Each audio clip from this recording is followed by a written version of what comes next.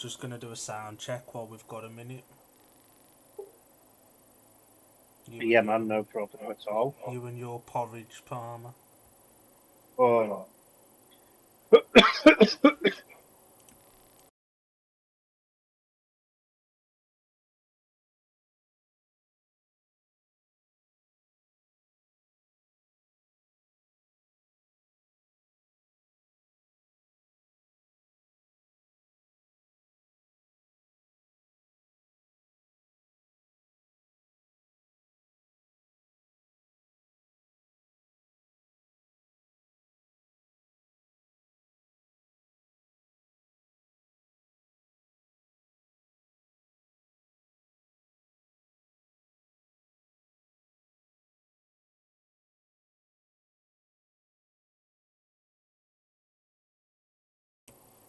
Hello, everybody. Welcome to Shoot Some Shale, powered by D&D Media.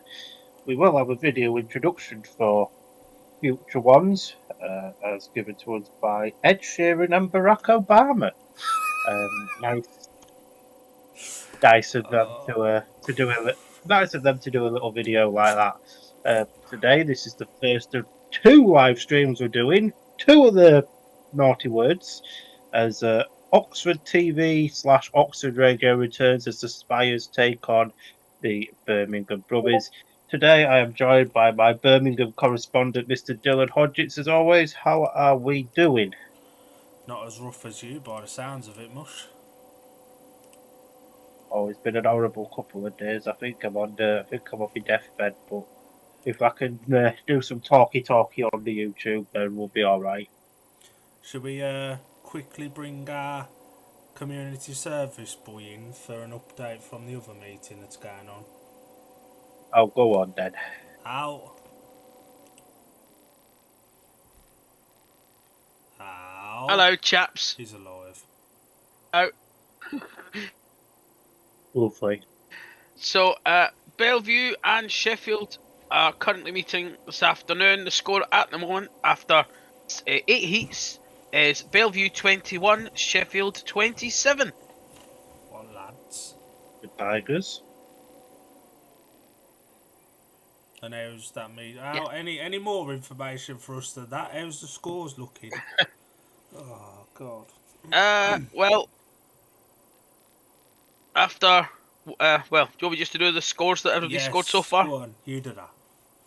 Yeah. So, Brady Kurtz is on 3 points from 2 rides. Noric Bladorn, 6 from 3. Jamin Lindsay, 5 from 2. Zach Cook, 2 and a bonus from 2. Dan Bewley, 4 from 2. Tate Zitsky failed to score from 2. And Jake Mulford, 1 from 3. And for Sheffield, Jack Calder, 3 and a bonus from 2. Anders Roth, 3 from 3. Josh Pickering, 5 from 2. Justin Sedgman, 1 and a bonus from 2. Chris Holder, 4+1 from 2. Lewis Kerr, 3 from 2. And Leon Flint, 8+1 from 3. Is he unbeaten so far? Jesus Christ. Yes, he's unbeaten. Leon Flint, the unbeaten Sheffield Tiger. Blimey. And we'll bring Alan back in at some point in a bit. Palmer, shall we have a look at these two team lineups? If you want to do the Brummies, I'll do Oxford. Yeah, go on then. To anybody that's watching, I do sincerely apologise. I am dying. You want me to start off with the Brummies now, yeah? Yeah. And we'll do Brummies Riders to watch before we do the Oxford team as well. Get it all in one go. I'd better find my Brummies band to watch on your lovely graphic. So for the Birmingham Brummies, Tobias Mugiliak rides at number 1, with Paco Castagna making his Birmingham re-debut for the 5th time at number 2. At 3 is Jordan Shepson, at 4 is Keenan Rue, at number 5 is Michael Yepson-Denson, at number 6 is Daniel Hume, or otherwise known as Bob, and at number 7, Jason Edwards. An usual Brummie to watch. And your screen should say my Brummies went to watch his Daniel Hume, unfairly released by Sheffield through no fault of his own, and he's got another chance there in the Premiership. He's going to want to prove a point, isn't he? And I do think Birmingham's a track that'll give him the opportunity to do that. We'll find out later on. My He brother to won the league watch. for Birmingham a couple of years ago, didn't he? Yeah, National League, weren't he? So he knows his way around there. My brother to watch is Michael Jepsen Jensen. As we've both saw recently, he's flying now. He's dialed in again. And Sweden started up as well, so he's a little bit busier. Flying in Poland, flying over here. Will be flying in Sweden, I'd imagine, as well. And this is a track that should suit him, to be fair. And it's not too dissimilar to Birmingham either. For the Spires, with a rejig in the riding order now, with May's averages, Matt Zajanowski moves to number 1, Eric Riss at 2, Charles Wright at number 3, Peter Kildemand at 4, Rowan Tungate moves to number 5, Craig Cook comes in as a replacement for Francis Gusts in one of the more bizarre transfers we've seen in recent times, I think it's fair to say, at number 6, and at number 7, the rising star Luke Killian. Palmer, your Spire to watch. I've gone for Peter Kildemand. He's not had the greatest start to the season for Oxford, and I think now that obviously Berwick has kicked off, obviously they've just had 3 meetings in 3 days. He can start to relax a bit more and put a bit more into his riding. And the big rumour mill is that Peter Kildemann's won in Oxford's pretty hefty firing line, so he's going to want to prove a point. Yeah, and we saw him yesterday at Glasgow when we watched BSN, and he raced really well then, didn't he? So my Spire to watch is the number 1, Matt Zajanowski. Maybe dipped off a touch in the last couple of meetings, but overall he's had an okay start to the season. Finds himself at number 1 now, so he'll be looking to kick on from that, and I think he will as well, to be honest. Yeah, for sure. Just waiting for the riders parade now. Chris Adams is on the stream, and this is the first of 2 meetings we'll be covering today, because these are doing a double header. We're doing a double header. So you poor people watching us have got to hear a very poorly man talk twice in a day. It's a bit windy there. It's blew the podium over. A good couple of days transfers wise for Berwick, with Craig Cook being picked up by Oxford and Bob being picked up by Birmingham. I don't like the look of that cloud. Yeah, it's just a passing cloud, I think. We've got the same here in not so sunny scunny. And Daniel's got his Berwick suit on. Cookie's got his Berwick suit on with a pullover top on. I do like these pullover tops this year, the long sleeved pullovers. They look a lot more professional than a race jacket, in my opinion. They do. You've got a point. I do apologise. I had to have a little bit of a nose blow. But yeah, you've got a very good point. And that track, it looks in decent nick, to be fair. So we could be in for a relatively decent afternoon of riding. And it's a busy couple of days, isn't it? For obviously, as you said just now, Berwick have done 3 meetings over the weekend. So Craig Cook, Daniel Hume, Peter Kildemand will all be racing today as well. That'll be 5 meetings in 4 days at the end of play today. Oh, that's nothing. My Speedway watching schedule's being mad. I had Thursday, Friday, 2 Saturdays. I've had 7 meetings in about 4 or 5 days. Blimey, that's a lot of meetings. And the last time we did a watch along from here, we obviously had that little incident with Jordan Jenkins and Dan Jokes and Peter Schroek. Winchester's tuned in. Did we do? What a boy! Did we do a watch along to that, or did we just? Oh, we might have Just watched it watch it. between us. I But think anyway, we just that watched was- it because that was we drama, had some weren't it? we had some sweary words about That's Peter true. Shrek. Yeah, that's true. And it is a long day Yeah, for these ironic. riders as well, isn't it? What's Where's the ironic? riding about? What's It's the ironic? riding. The fact that the 2 riders that Peter Shrek was having a go at on Wednesday doesn't ride for his premiership team. Considering one of them said riders absolutely loves the club more than his mother. Let's hope none of these wipe each other out, otherwise Peter Shrek might be not very impressed again. Well, all I'm saying, Bush, is Luke Colleen's riding. Chris Adams being summoned out to lead his team out. And looking at the clouds, I think they may get on with this with a bit of pace, and obviously then they've just got to travel about an hour and a half down from Oxford to Birmingham, ready for tonight's meeting. Be interesting to see how the two changes impact these two teams. And both teams getting ready now to be led out by the Oxford clerk of the course, Michael Hunt. Not to be confused with his namesake, Mike Hunt. No. Poor Mike. Poor Mike, indeed. Good signs from Tobias Michlik last week.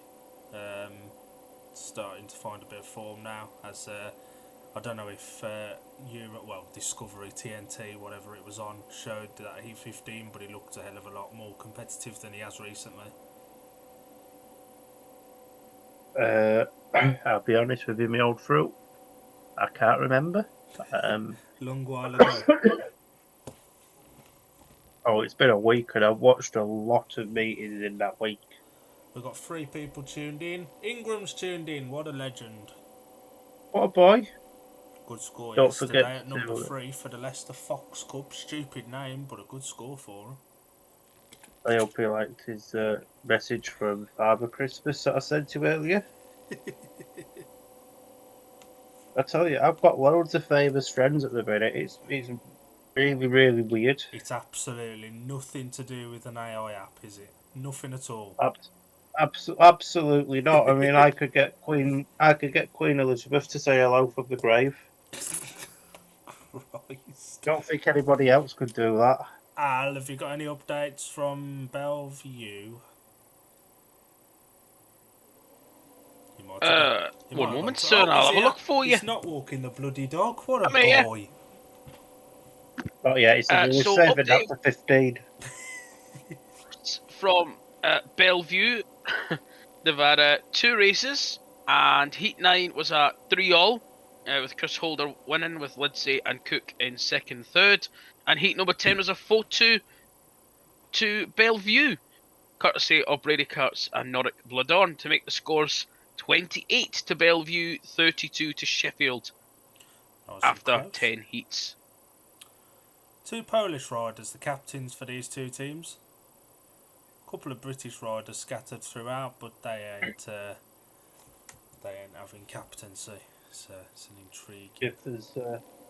If there's any Poles watching this afternoon, I can't wait to see you all next weekend. Let's hope it's better, eh? So we've got 6 people watching now. They won't appreciate you going over there with your germs. Well, it depends how you look at it. I see it as if I'm not better, I'm gifting them the present of a British cold. Winchester said he's tuned in as always. What a boy. I'm sure he's waiting for this loyalty card. It's in a bottle in the ocean. It's on its way. Who's sending it? Jack Sparrow? Jack Smith. The Heat 15 hippie himself. Oxford have won something today. They've won the toss.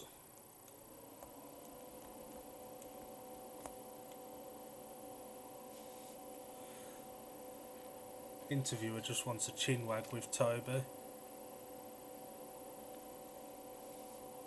If they had a proper centre green presenter, we'd have a full-on interview. If anybody knows of any proper centre green presenters, let Oxford Speedway know.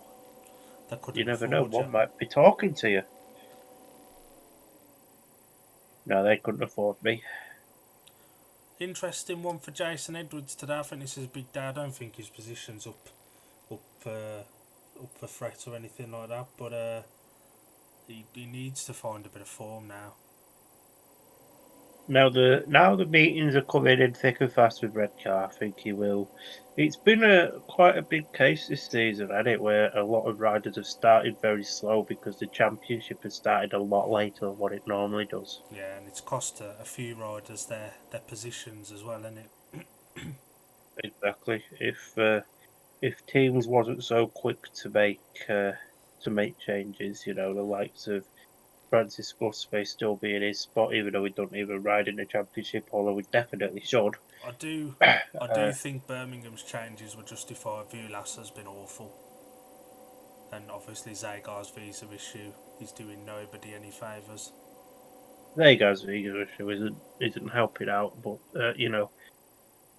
Vulas, he wasn't great for you guys, but he scored immaculately at Workington and Redcar over the weekend. I want to say it was at Redcar on Friday. Is I that can't Jilksy remember. sparring for Peter Kildemand?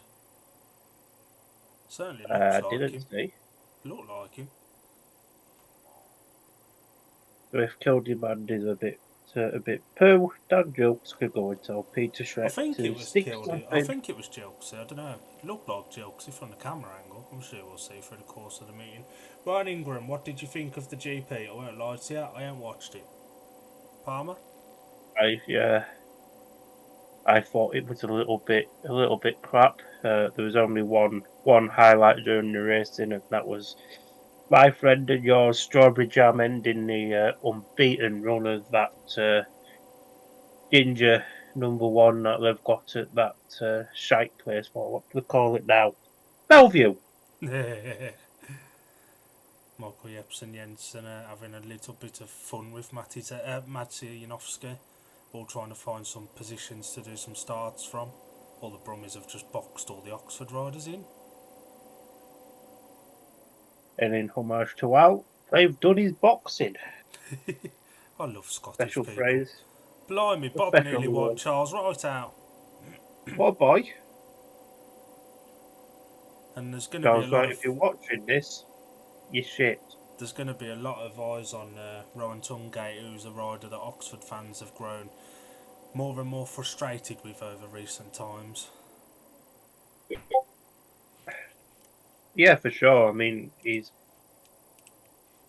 in a battle, isn't he, at the minute for the worst #1 in the league. Al, can you do us a solid and keep messaging our chat, please? Because it's coming through as a beep on my computer and it's bugging the life out of me. Thank you. Yeah, Al. So he messages in the chat to say okay. What a penis. Shout out to Mr. Wheeler there. Maybe Gusts will be in the championship with a shush emoji. Ingram's on the old tease. England knows something we don't. I do think Gusts, that is Jilksy who's spannering for Peter Kildemand. Well, if Peter Kildemand has a bad meeting, at least Juxie has an upper reason to go and tell Shrek to shove it where Jilksy's literally got his dad Jilks racing jacket on. What a boy. A boy. I hope he's burnt his Oxford birch because it looks horrible. Wonder if Peter Shrokes offered an apology for being a dick the other day yet to him. Oh, I wouldn't have thought that. Not if his wife's telling supporters to F off. Mind you, the Oxford promoter Jamie Courtney also told fans to F off the other week. Yeah, it's... You can't really be It's doing that on becoming social media. becoming a common thing now, isn't it, with Oxford management falling out with riders and supporters and telling them to F off. Without the supporters, these lot have got no chance of running 2 leagues, let alone 3 leagues.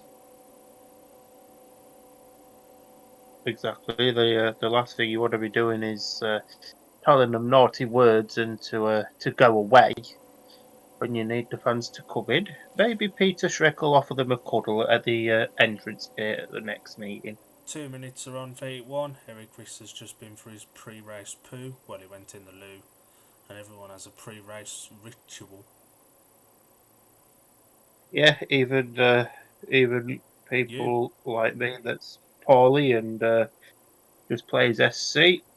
It's a great game to do when you're on the bog for quite a while. It's a bit gusty down there. Francis Gusts may have gone, but there's a few gusts on the old wind side. Francis leaving his legacy near Oxford. What a boy. debut here for Paco Castagna for the Brummies, or re-debut for Paco. Not had the best of starts to the season with Edinburgh, it must be said. No, and again, it's one of them. Edinburgh haven't had a great deal of meetings, so the more the meetings come, the better it'll get. So the lineup for heat number 1 of 30 today. Paco Castagna goes off the inside in yellow, Eric Riss gate 2 in blue, Tobias Michelet gate 3 in white, and Matt Sajanovski off the outside in red. 15 heats now, 15 heats in about 6.5 hours time. Some of us might not be alive in 6.5 hours' time. Invite us to your funeral if you're not.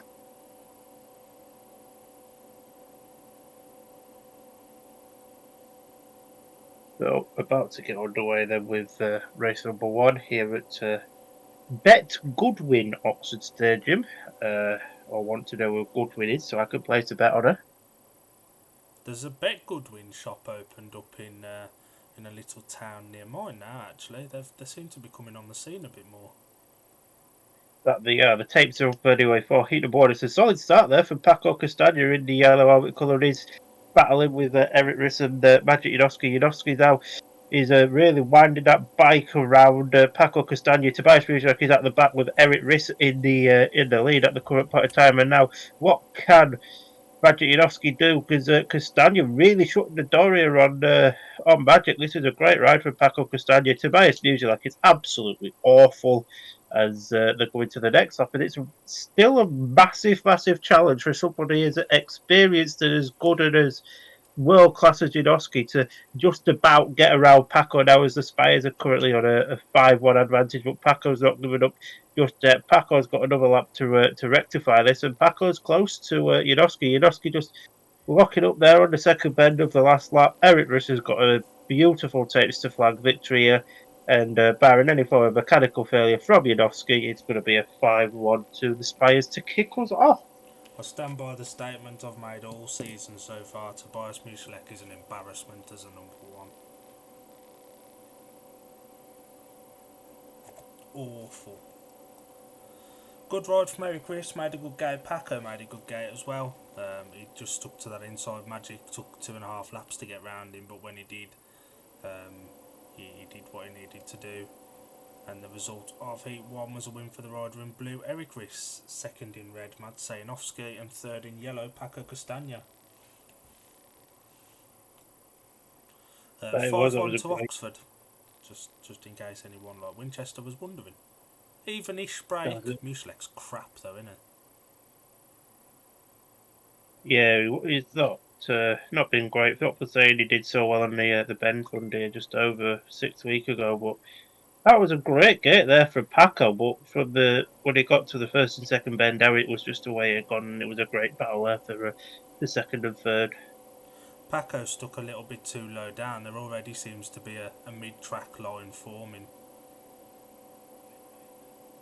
And we're only at heat number 1. Michelet was nowhere near. He wasn't, was he? If there's nothing, and Oxford will know that Michelet enjoyed using that inside line at the bend front, so they weren't going to put anything down there for him to use here.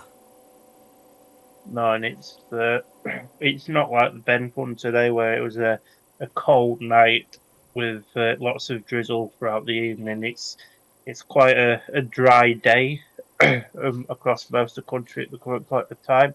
I do apologise if you can hear a grass cutter. The neighbours are cutting their grass, the inconsiderate people. Line up off heat 2, making his Oxford re-debut off gate 1 in red is Craig Cook. Gate 2 in white, making his Brummies debut in the Premiership at least, Daniel Hume. Gate 3 in blue is Luke Killeen, and off the outside in yellow, Jason Edwards. Jason Edwards hopefully will have a big meeting. He's not had the best of starts, but he had a better night by recent form for Redcar on Friday. Yeah, for sure. It's like I said earlier as well. A lot of people, a lot of red car fixtures, have started to come into place now. So, hopefully The points will come. Craig Cook asking for the green light to be flashed so he can see where it is. Did have a spell with Oxford Spires last season, came in as a 28-day signing for Lewis Kerr and did really well. Was pretty unlucky to probably be released at that point, to be honest, and then he went on to sign for Leicester. Yeah, for sure. So that match walks away for hit number 2. The tapes rise away. We've got a decent start there for Cookie off the inside gate there with both the Brummies riders in second and third. Luke Killeen being an absolute abysmal rising star at reserve because Luke Killeen is absolutely abysmal. We don't hate him, it's just crap. As we go into the next lap, Craig Cook's got an absolute belted lead now over the rider in white, which is Daniel Huber, who's making a decent debut here for the Birmingham Brummies in the premiership, with Jason Edwards just rising off the challenge of Luke Killeen. He's just shutting the door when it needs to. Craig Cook, though, he's a brilliant gate there for the man from Cumbria.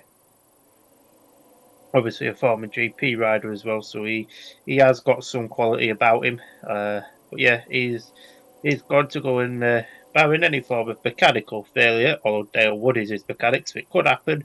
Craig Cook's going to take a decent race win, and for you, Dill, a more promising signs from your reserves there. Yeah, Bob looked solid enough. Cookie made a good gate. Hume was there with him as well.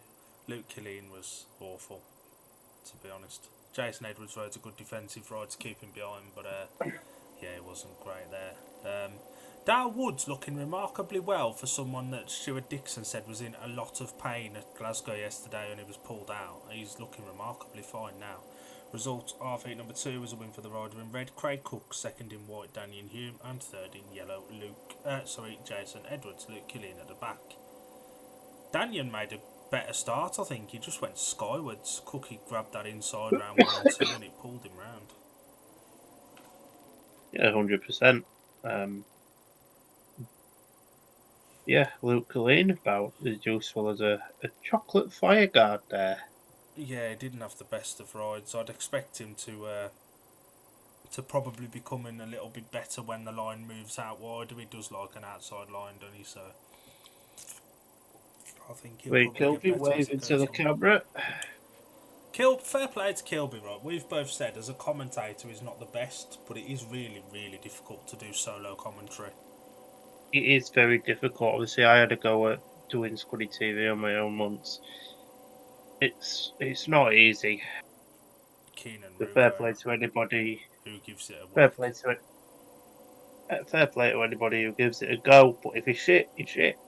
And obviously we have each other to bounce off here. Some places don't have the facilities to do that. Oxford's looks quite big. It's just finding somebody to do it as well.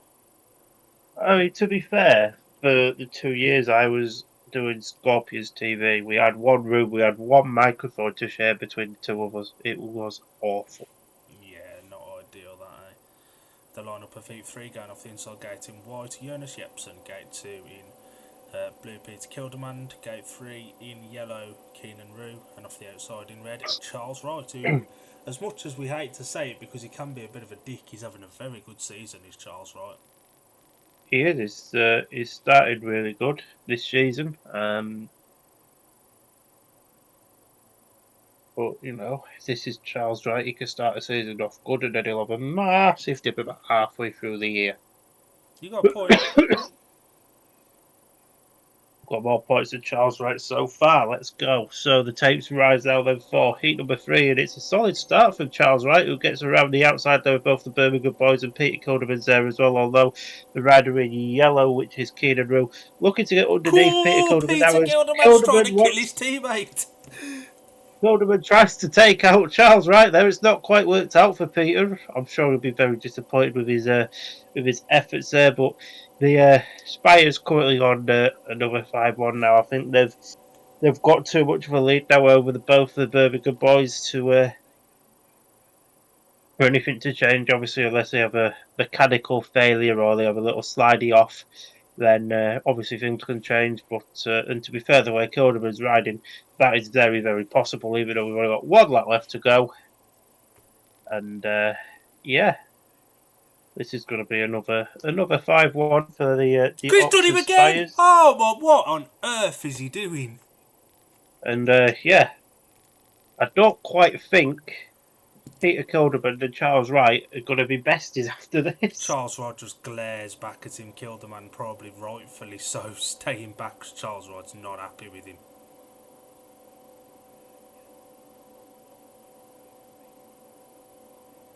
Charles Wright slaps his helmet, asking what he's doing, and now he's moaning. Where's Peter Shrek when we need him? There. He'll go and throw some. Nothing He'll about go it. and throw some hands. The result of Heat 3 was a win for the rider in red, Charles Wright, second in blue, Peter Kilderman, and third in yellow, Keenan Rue. Oxford 5, Birmingham 1, 13 points to 5 progressively. These are making Oxford look like world champions at the moment. Twice he tried to clean him up then. Kilderman did look out of control a lot last night as well at Glasgow, to be honest. He did, to be fair. Or maybe he just doesn't like Charles Wright. I don't blame him. I can't imagine there's too many conversations exchanging hands at the moment in there between them. Peter Stroke's just left him to it. Useful team manager. He was right in Danion's face, Jilks' face the other day. Maybe he knows that Peter Kilderman would chin him. Now, all I'm saying is, Jokes and Jordan Jenkins were paired at 3 and 4 for the 3 cheaters. and 4 at Oxford does not work out, does it? Wright and Kilderman are 3 and 4 for the Spires. Oh, God.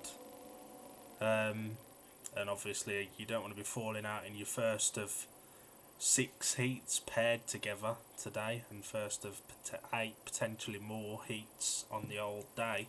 But you obviously get 3 in each meeting with your partner at 3 and 4, so you don't want to be falling out yet.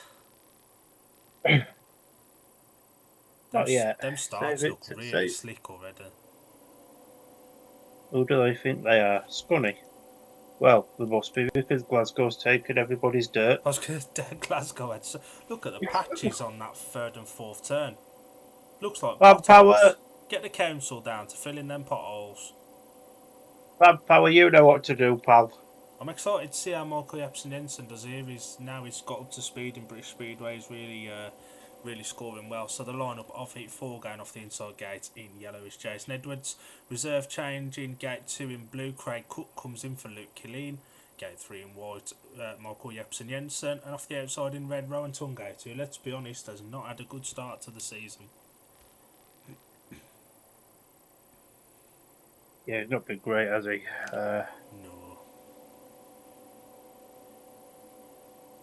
Oh, heat number 4 already. Oh, Luke Killeen's back in the race now. What on earth is going on here? That is Luke Killeen. That's not Daniel Hume, though. That was Jace.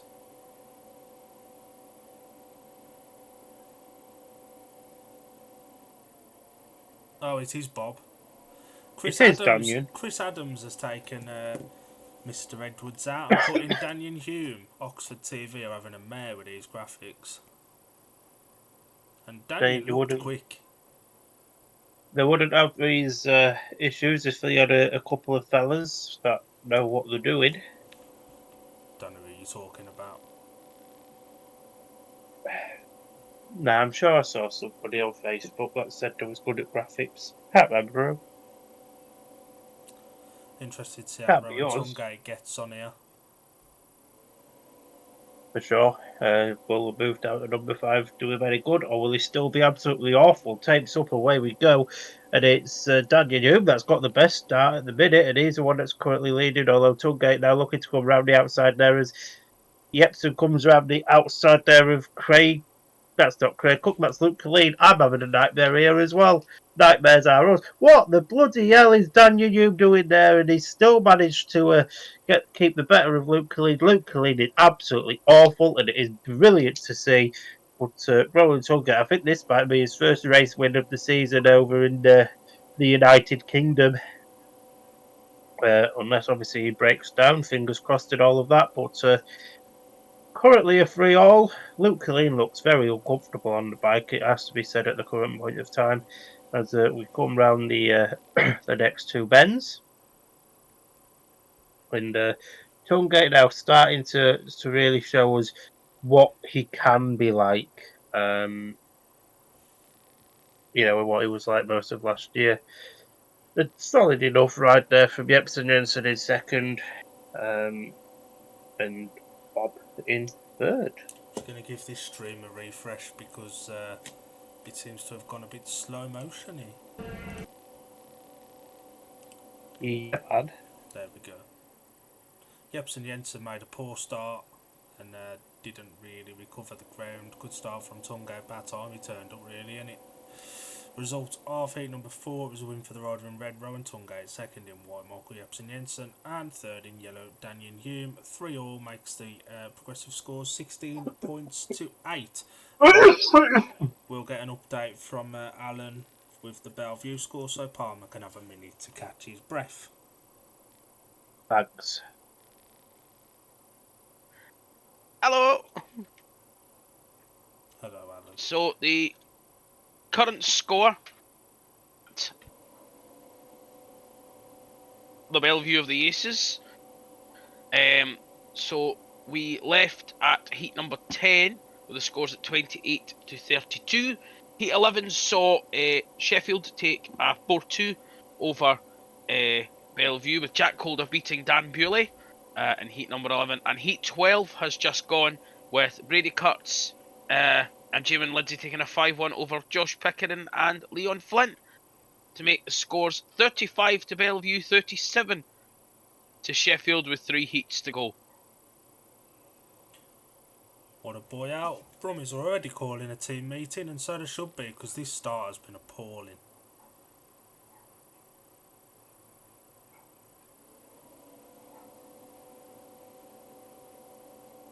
Apologies about that. I had to boot myself up there while I took some blue tablets. Mr. Nigel Tolly there. Still hasn't been to the barbers, I see. If you're in the chat, as Palmer always says, put a message on. We only bite if you've got cake, and it has to be really nice cake to match these ones that BSN are getting at the minute. The points there absolutely showing that gate 3 is as expected a nightmare. Cameron Heaps spanner in for Keenan Rue. Good to see Heapsy alright, because he took a nasty fall for the cheaters the other night. Yeah, he did. It looked like he'd hurt his shoulder, so it's nice to know that he's okay. And I tell you what, that Keenan Rue gillet looks quite nice. We won't have much of a break for this one. We'll have one after the next block of heats. Put your crack away, pal. The best part of the stream so far, Mosh. Birmingham have got some fighting back to do already, and the Daniel Hume's doing well. Paco was solid enough in heat 1, but when you get 5-1 in the first one and your number 1's tailed off, it's an uphill start, because heat 1 sets the tone for the meeting. Yeah, for sure.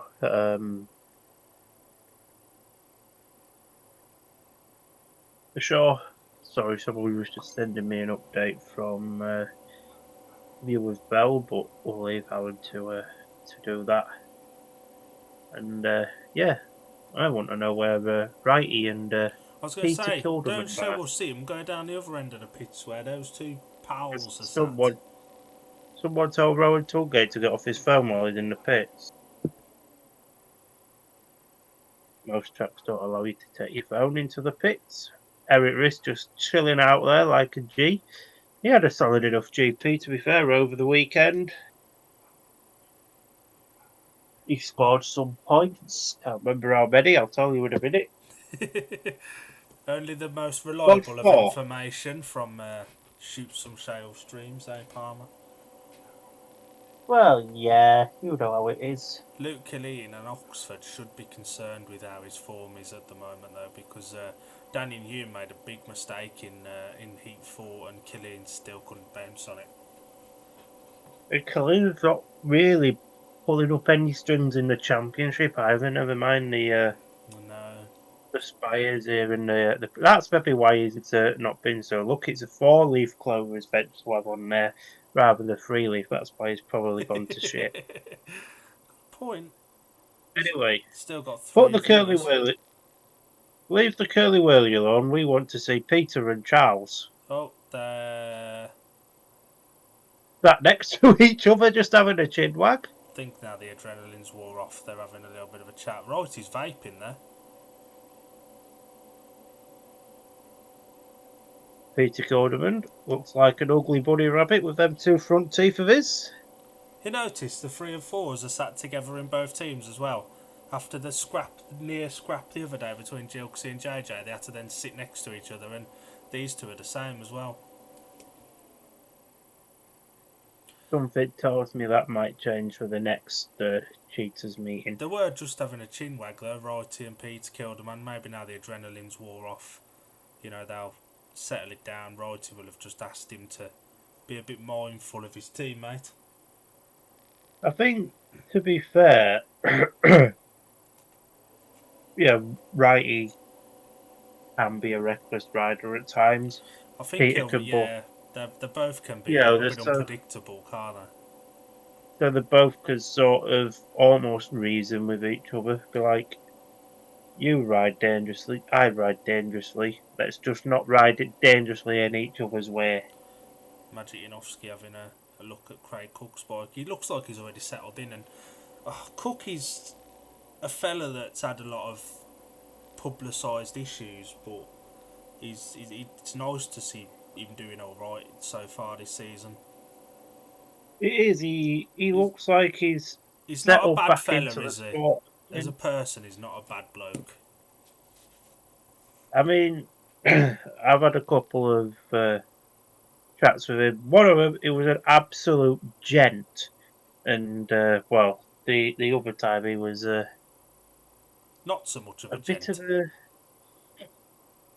what you would call something that sticks out of a cactus.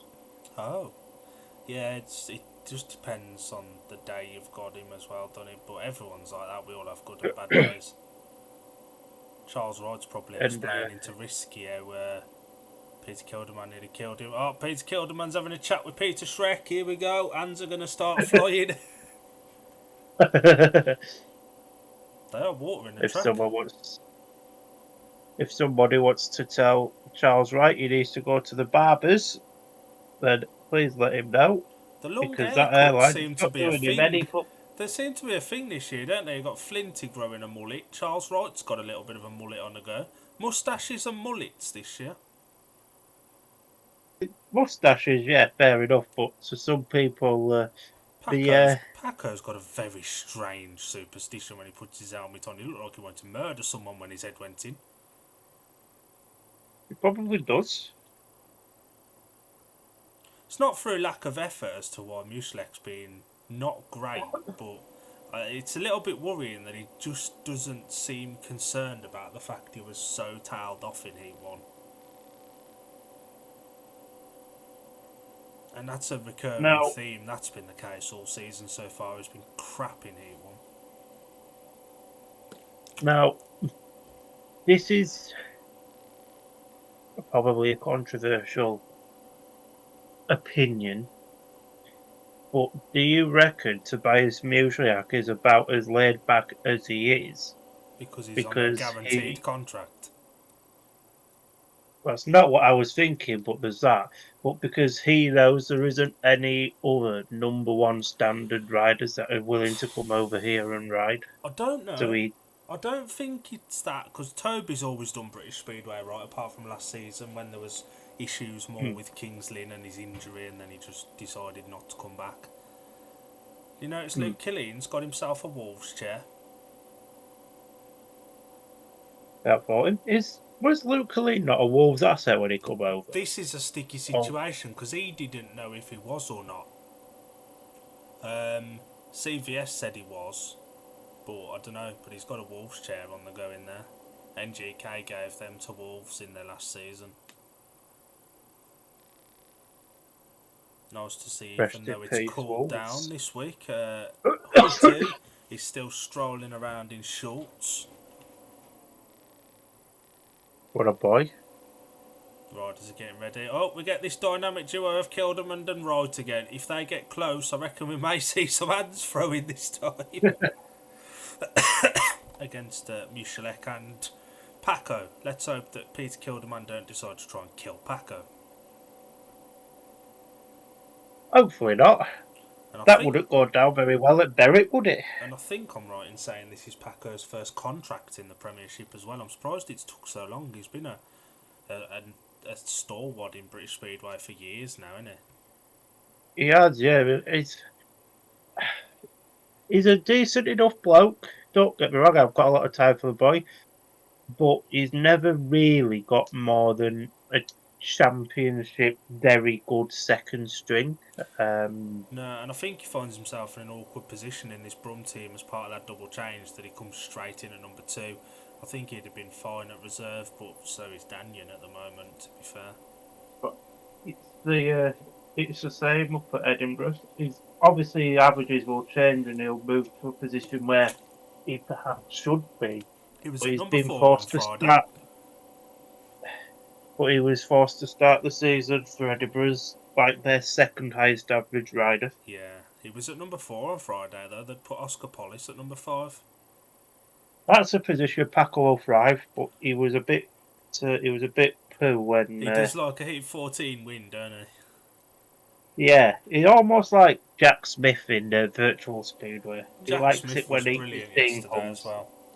I wouldn't be surprised to see Jack Smith get called up potentially to a Premiership spot if numbers I don't think he's on the Rising Star list. I think he's too old to be a Rising Star now. You're right, yeah.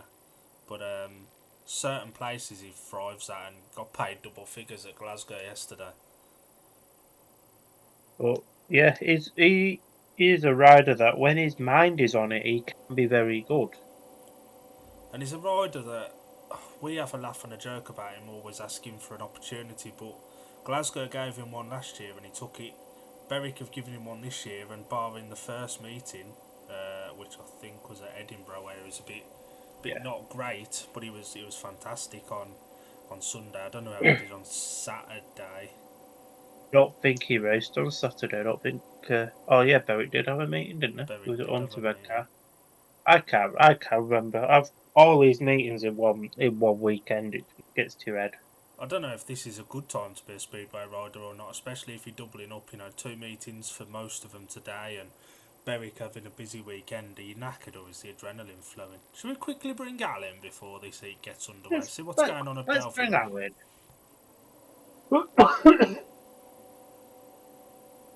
I think Al's dead. Hello? Al, you don't have to say hello every time you join. Just tell us what's going on, boss.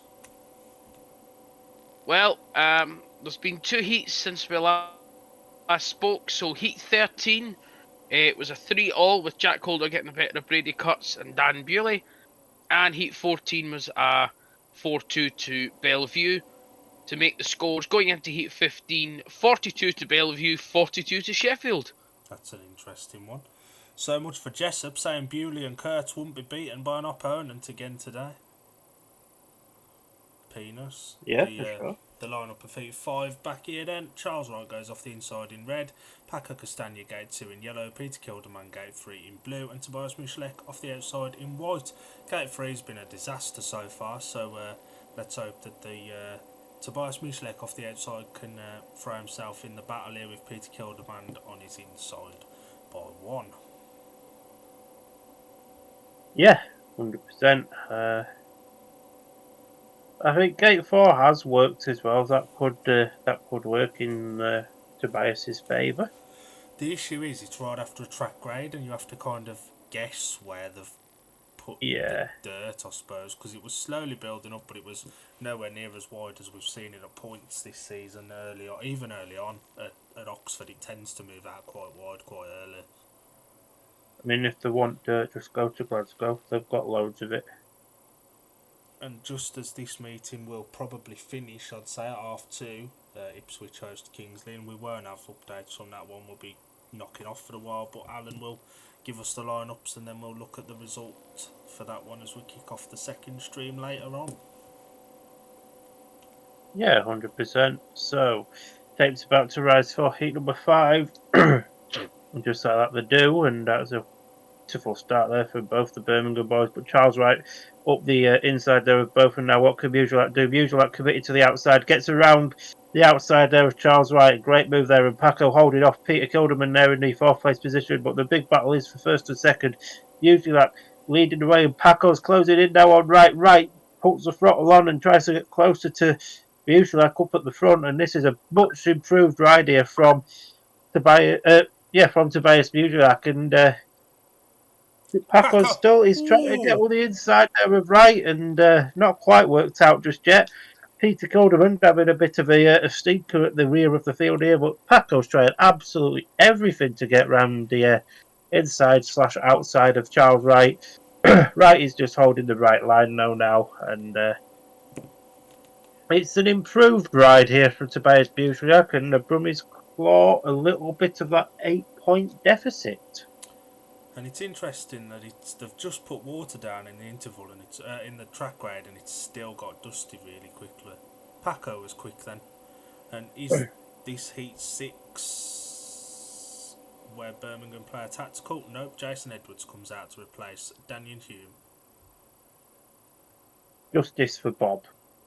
I mean, Edwards has got to have this one and heat 8. The result of heat number 5 was a win for the rider in white, Spires Michelek, second in red, Charles Wright, and third in yellow, Paco Castagna. 2 points to Oxford, 4 to Birmingham, makes the progressive scores 18 points to 12.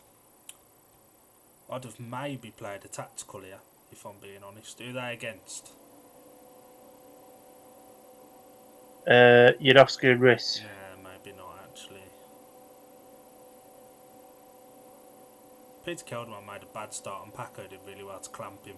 Wrighty tried to clean Michelek out, but Michelek's got balls of steel. He was never going to be put off by Wright throwing the bike at him. And now Jason Edwards finds himself not only in a more difficult heat, but off the more difficult gate.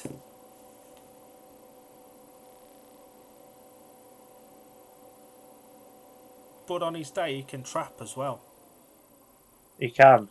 So Hopefully this is one of them races. Yeah, the lineup of heat 6 going off the inside gate in white, Michael Jepsen Jensen. Gate 2 in red, Matt Sayanovsky. Gate 3 in yellow is Jason Edwards. And off the outside in blue, Eric Riss. This pairing took a 5-1 for Oxford in heat 1.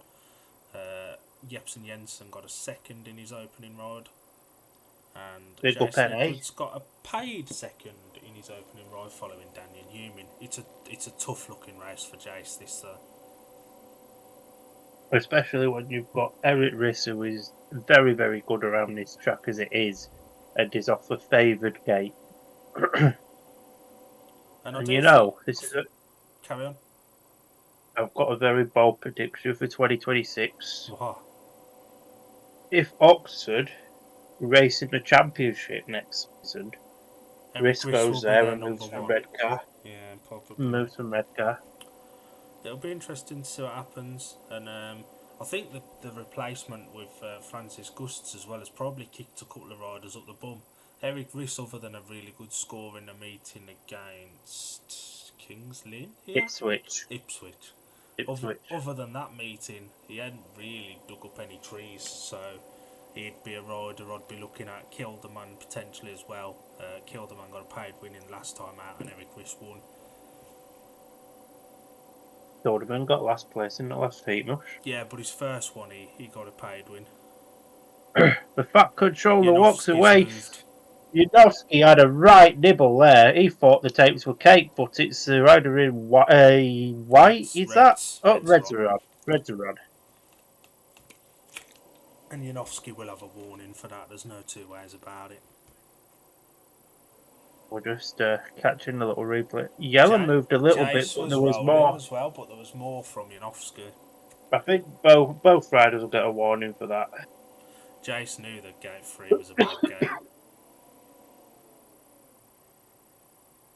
Just watching another replay of it now, just so was we. A proper move. Part of me do wish they'd bring the days back where you got away with a roller. Well, you didn't touch the tapes, you could get away with a roller. So we go again. Good old days. We go again. Risky pal. You're on a British Speedway track. That's just a little bit of dust that's come from the other riders there. I'm still convinced the child designing these Oxford suits have thought, you know what, I'm going to play with some highlighters as well. Same for riders, same for gates. Oxford doesn't tell us if riders have been warned. We'll check updates after for that. But I'd imagine the riders in red and yellow will have got a warning there. There's no excuse for it. Magic's been warned. Has Chase got away with it? He has got away with it. Maybe. What a boy. Some shocking news from Belle Vue when we decide to bring Alan back in the not too distant future. Please tell me they've lost again.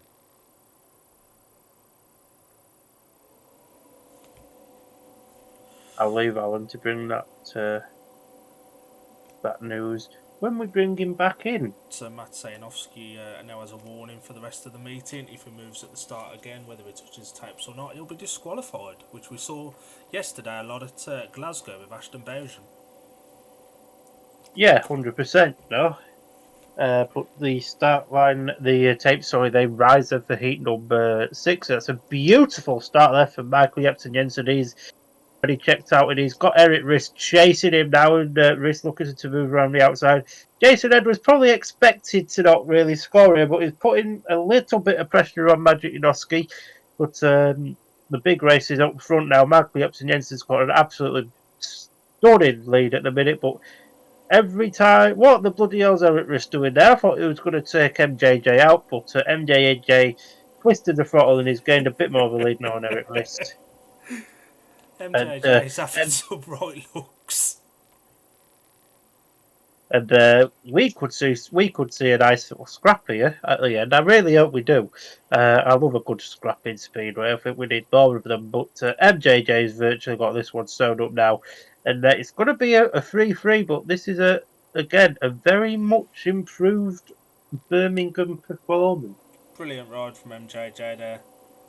He had a few long looks back at Eric Riss, but he showed his class there to stay in front.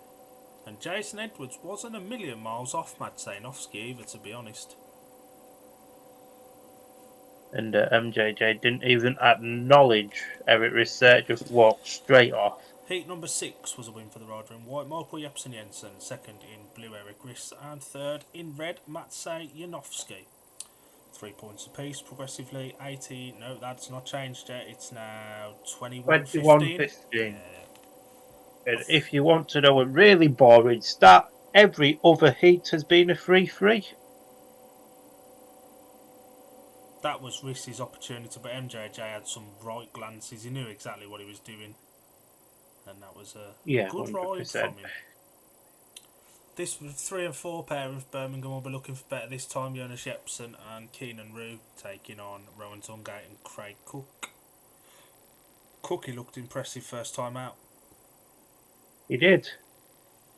And to be fair, right, Craig Cook's been very impressive so far this season. I don't know if there's no pressure on him to perform, if like the only pressure he's put in he's got is from himself. But when you're enjoying your racing, again, you do tend to perform better. Yeah, 100%. After this heat, I think there'll be another track grade, so we'll bring Alan in, and after that, we'll take a quick breather.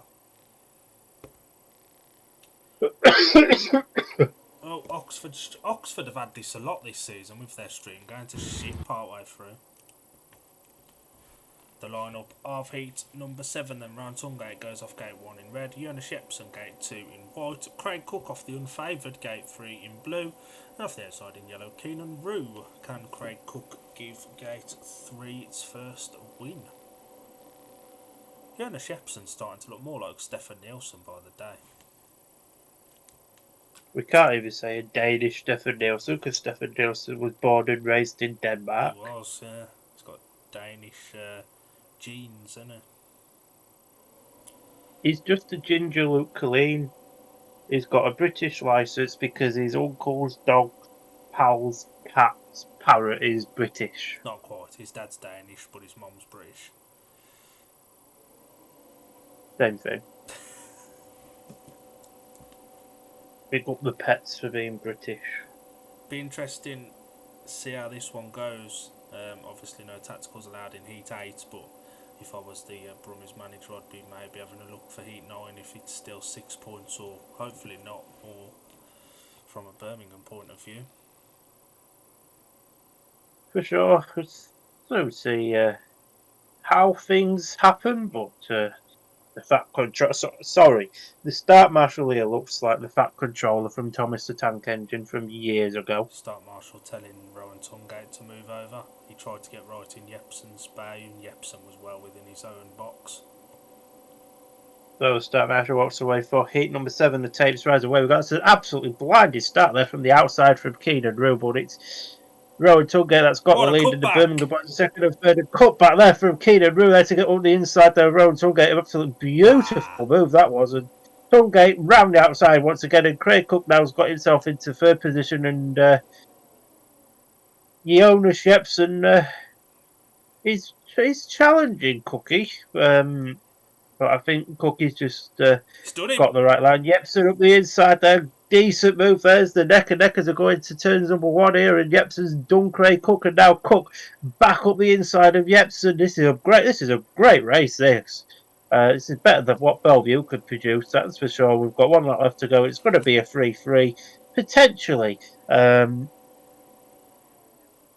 This for me is race of the day so far. But as they come round, Rowan Tungate's going to pick up his 2nd win of the season with Keenan Rue 2nd, and Jonas Jepsen a well fought for 3rd. The dust is ridiculous on some parts of this track. It was boiling hot last week when we watched this, and it weren't that dusty then. Good battle between Jepsen and Craig Cook at the back then for the minor places. Keenan Rue had a good first couple of turns. Tungate looks fired up, doesn't he? Do you think maybe Francis Gusts was using some of Tungate's bikes because he had the bike covers on? He did have the bike covers on. I reckon. Just quickly, the result of 7 while it's on the screen. Tungate 1, Rue 2nd, Jepsen 3rd. 3-all, 24-18. Carry on. What was I saying again? Something about Tungate's bikes. Yeah, I think Francis was possibly using Tungate's bikes from last season. He'll be on a warning. You know, right, I've come to this conclusion. Ashton Bowden can't sit still. Tungate can't sit still. Doyle a lot of these riders can't sit still. A lot of the riders can't sit still. Associated with Oxford. Associated with Oxford. It's an Oxford thing. Janowski can't sit still. Oxford rider. There are certain riders that you know is going to have a nibble. Doyle's one of them. Thomas Jorgensen was a bastard for it. Tommy the Gun was one, yeah. Let's bring Alan in for the result from Belle Vue. Alan, bring us the news, fella. Well, it's good news if you're a Belle Vue supporter, let's put it that way. Heat 15 was won by Daniel Bewley with Jack Calder in 2nd and Brady Kurtz in 3rd. 4-2 makes the final scores 46 to Belle Vue, 44 to Sheffield. Anyone found that Sheffield bottle? Yeah, it's here. I've got it. It's got Lucas here in it at the minute. They messed that up. I did laugh at this thing though that just made me chuckle.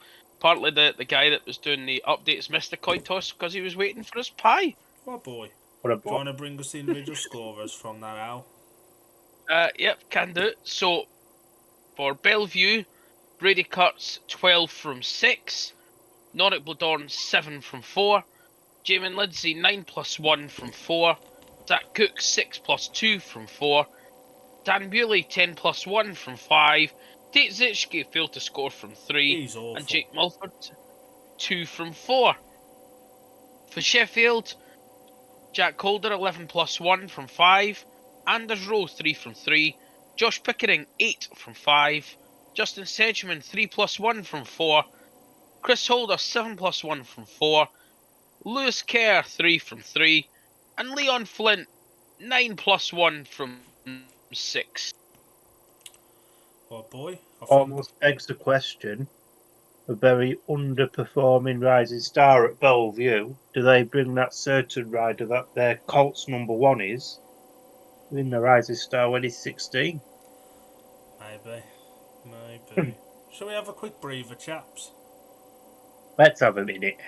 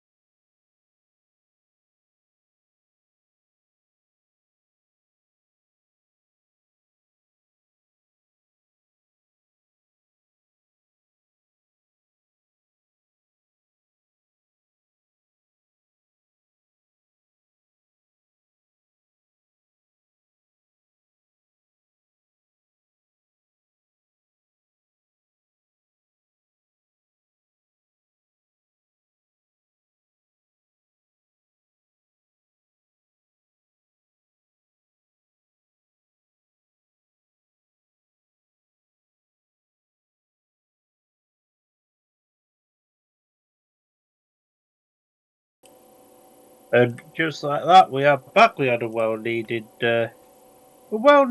5 minutes then. Well, it wasn't even 5 minutes, it was about 3. Yeah, riders started to get themselves ready for heat number 8 as the tractors and the van with the waters looks to go back to the place where they are kept. This is a worrying heat for me because I could potentially see an Oxford 5-1 here if Luke Killian pulls his finger out. Oh yeah, 100%. Charles Wright going to have a chinwag with Jason Edwards. Speedway's a funny old game, and opposition today, teammates again on Friday. If red car race, I don't know when red car next racing. Yeah, red cars racing. They've got Berwick on Friday and another away at Workington on Saturday. Blimey, busy weekend for the Bears. And these two here, the Eric Riss and Charles Wright, they're going to get to know each other very, very, very, very, very well this season. They ride together at Oxford, they ride together at Redcar, they ride together at Landshut.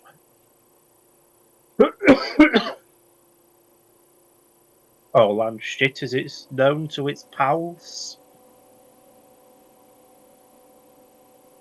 I do like that every team's got at least matching fork covers this year. I think it just makes everything look a little bit more professional.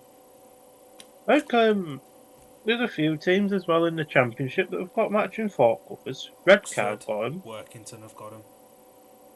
Oxford, Workington, Poole. Well, Poole's got full on Paul's got bike. bike covers as of Glasgow, yeah. British Speedway in general is starting to look just a touch more professional, isn't it?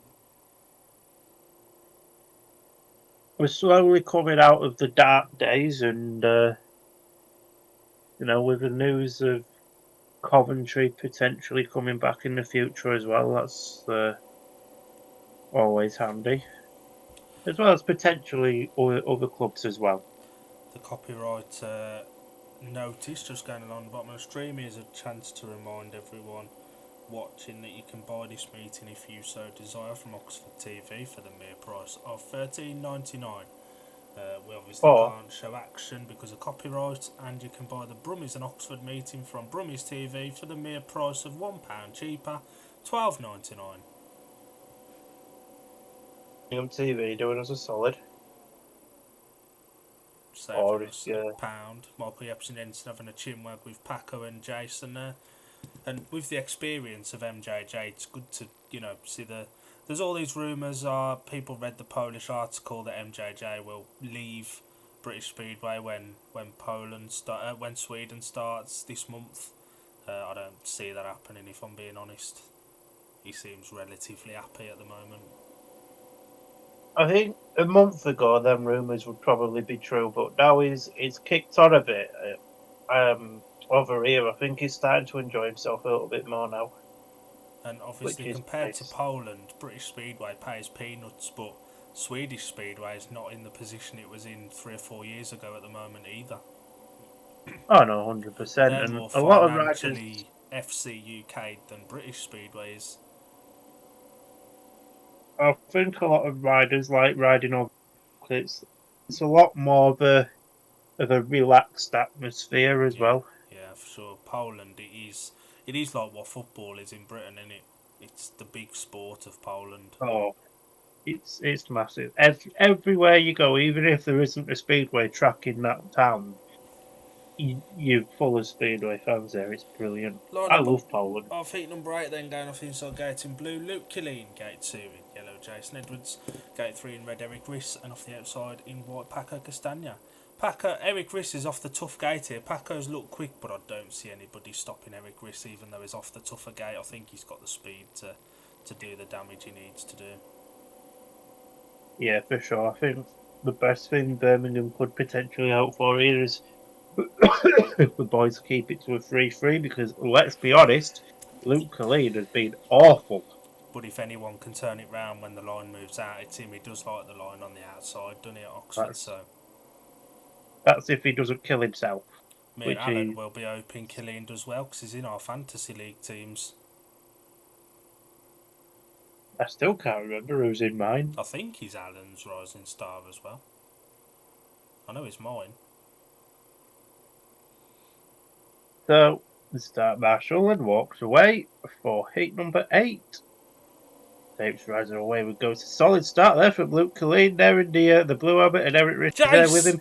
And now Jason Edwards, what a ride up the inside there, and now Jason Edwards is racing with his his red car teammate, and Riss just about gets around the outside there, and now what can Castagna do there for third place? He's absolutely he's not a million miles behind Killeen, but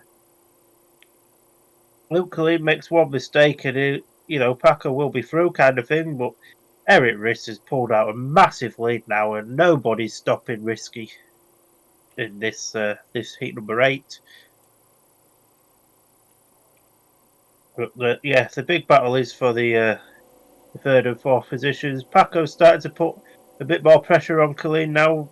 Paco using the outside, Killeen using the inside, and it's going to be a 4-2 here to the Oxford Spires. But I think Mr. Christopher Adams may be eyeing up a tactical. That's not good enough from Paco. It really is that simple. He should not be being beat by Luke Killeen.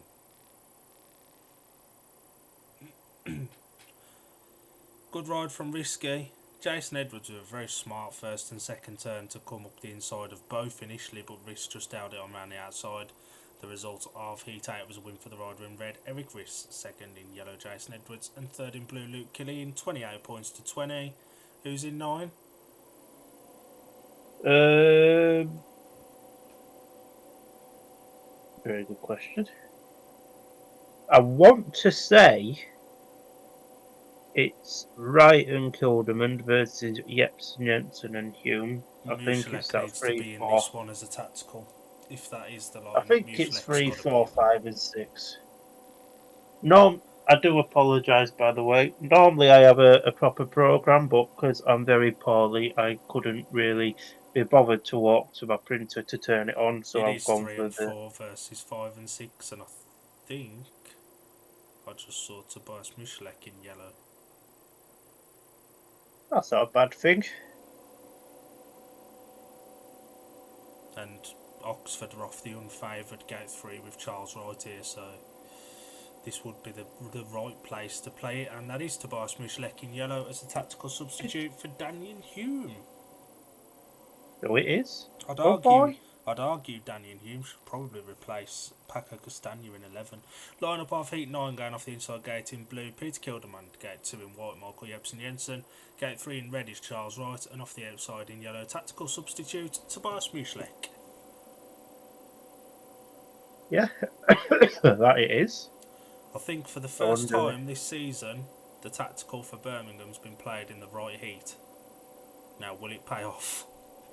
So there have been some questionable ones this season, I think it's fair to say so far. You've got a point. And Mushlet looked impressive last time out. There is a little bit of a line coming around the outside, so if MJJ can trap and stick Kilderman to the white line, and Toby can trap and get round the outside of Charles Wright, who's off the unfavoured gate, it could be an interesting battle. But knowing Speedway, Oxford will gate and get a 5-1. Yeah, you just never know what's going to happen. You never know. Peter Kilderman might want to apologise and take Riss out for dinner Right. at the Air Fence Burger Van. I think that is a lovely place to go and have some dinner at Oxford. That's the place you normally go on SC, innit? Either the Air Fence or the Centre Green. You like mowing the lawn as well? Well, community service and all that. So the tapes rise there for heat number 9, and it's a great start there for the rider in white. Michael Jepsen Jensen, and now a great ride from usual to get round both the Oxford riders. So Birmingham currently on a 5-1 heat advantage, which would mean that the tacticals working. Charles Wright's put it to Tobias Musiak under immense pressure here, though. And Musiak holding the inside line, Wrighty going towards the outside. Peter Kilderman is absolutely atrocious. He's not even trying at this point. Michael Jepsen Jensen is going that far wide. He's going to end up at the old track at Swindon if he keeps going on like that. But Birmingham now look very settled on a 5-1. Fair play to Chris Adams. He's played the tactical in the right race, and barring anything silly happening, it's going to have paid off. We've got one lap left to go. MJJ's winning this. He's showing why he's the best rider in Polish Speedway. He's probably going to be the best rider in British Speedway as well if he's not careful. And that paid off very, very good for Birmingham. Does Peter Kilderman now start to worry about his job? Well, if you go down the very reliable source of the British Speedway Forum, the ultimate source of Speedway information, Peter Kilderman's next in the Oxford firing line. He ain't been And particularly good, has he?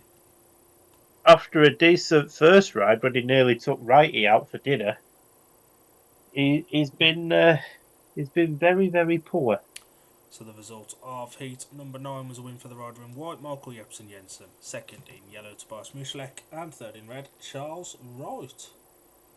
5-1 to Birmingham that time, makes some aggressive scores. 29 to Oxford, 25 to Birmingham. Now the one thing that these have got to not try and do now is give it straight back.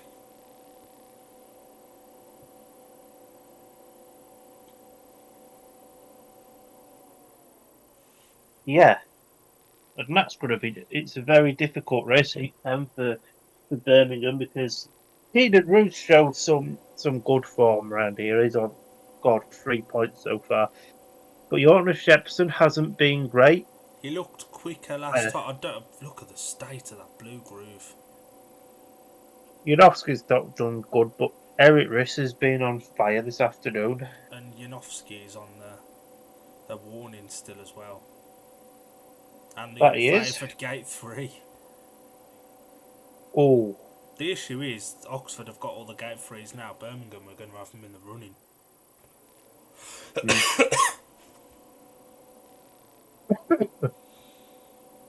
This track's starting to look as slick as Scuddy. Yeah, it's not ideal. It was a better prepared track when it was really hot last week. And that, I don't know how they've managed to do that. It's a weird one, but obviously I've worked with Rob Godfrey very closely in the past. And he's always said to me, it's harder to prepare a track for a day meeting because when you water it, the moisture just goes because of the warmer temperatures, where it's easy to prepare a track for a night meeting. Heat 10, the line-up going off the inside gate in blue for the Spires. Eric Riss, gate 2 in yellow, Keenan Rue. Gate 3 in red, Matt Sainovsky. And off the outside in white, Jonas Jepsen. And with these changes Birmingham have made, Jepsen has probably found himself in a more difficult heat leader, essentially, position at this point. A higher profile main body rider than number 2. He's a rider that's capable and he's been solid enough this season, but when you make a change or two like Birmingham have made, it has a knock-on effect through other members of the team, not just the ones that come in and go out. Yeah, 100%. 12 seconds left on the clock, but we're going 10 seconds early. The Fat Controller walks away. And the tape says we've got some blistering start there for the rider. That was in white, but he's now got himself into second as he's forced Janowski wide, and Janowski's come round, and Eric Riss is out there in front, and Oxford are on a 5-1 advantage. Just this isn't great for where the bloody hell was Janowski going there? Yeah, that 5-1 tactical now completely and utterly wasted. Some may argue it should have been played here, but nobody was going to be touching these two. I don't think now. Risky's had a very good afternoon. Janowski's started to show his class around this Oxford track, and barring any form of mechanical failures, Oxford are going to re-extend their lead to 8 points, I think. I don't know. I'm not very good with maths. Janowski looks very, very fast here. This could well be a new track record at Oxford, but that was disappointing from a Birmingham perspective.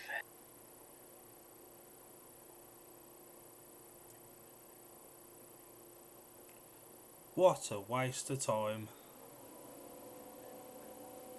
Good drive by Janowski then. Look at the state of that blue groove. My good God. Risky's looked good. Perhaps although Peter Stroke seems to really like Eric Riss, so wouldn't have released him no matter how bad he was performing, but he looked solid enough today. The result of heat number 10 was a win for the rider in red, Matt Sainovsky. Second in blue, Eric Riss. Third in yellow, Keenan Rue. 34 points now progressively to Oxford. 26 to Birmingham with a 5-1 to the Spires there. And there are 5 heats to go. Jepsen made a good start there, and Janowski went around the outside of him, and Risky went up the inside, and that was all she wrote. Keenan Rue's having an uncharacteristically shit meeting. He ain't had a lot of these this season. Yeah, Keenan Rue scored in every one of his rides.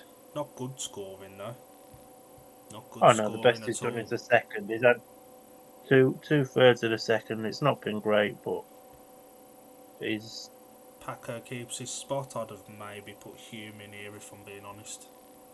Yeah, Hume's been solid enough. He's been solid enough in the 2 rides that he's had. Paco was poor in Heat 8. He wasn't great, was he? Birmingham need to at least keep this close now for the second leg later on for the aggregate extra point that's up for grabs. There's more potholes in this track than what there is on Mortal Ashell in Scunny. It's a mess, isn't it? Look at the state of it. Paco's off the unfavoured gate here as well. Oh my God. That's probably why Paco's been left in. Yeah, not to give Bob the The shite gate. awkward position. Line-up of Heat 11 then going off the inside gate in white after lasting his first one unbeaten from his remaining 2 so far. Tobias Bushlet gate 2 unbeaten from his 2 rides so far. Rowan Tungate gate 3 in yellow Paco Castagna. And off the outside Craig Cook, who won Heat 2 at a canter but was last time out. This is it. Now is the time for Paco to shine. Now, is he going to shine bright like a star or shine bright like a black hole? It'll shine like charcoal does when it gets into a barbecue. Oh, barbecue.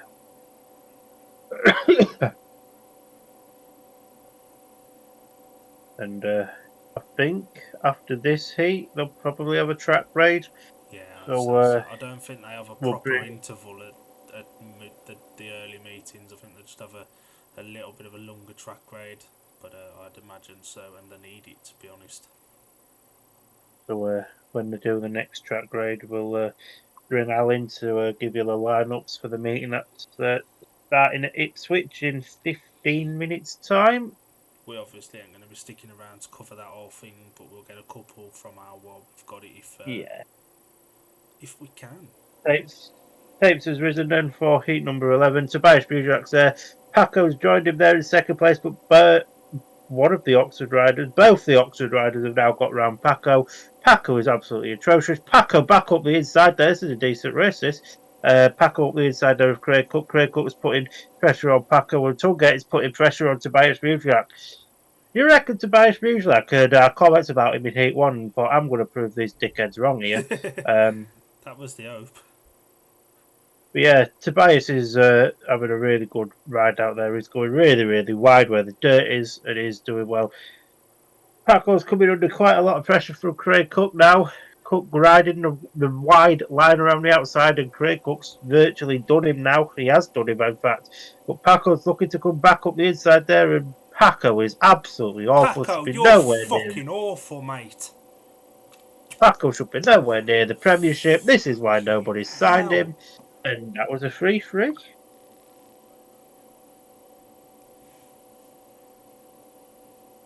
Absolute shower of shit.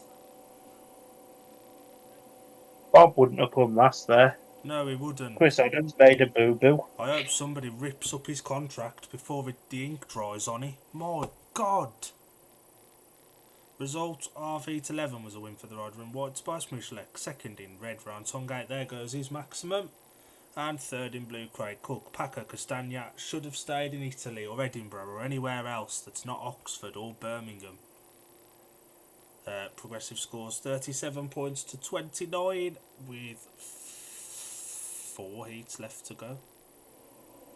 3 heats left to go. One of them. Borbush. That one. Good ride from Toby. Yeah, it was 100%. That was a solid ride, and he did really well to keep the Tungates behind him, which is really cool. And it was a decent race for third and fourth, but as soon as Cookie discovered that the outside line was working, Paco was done for.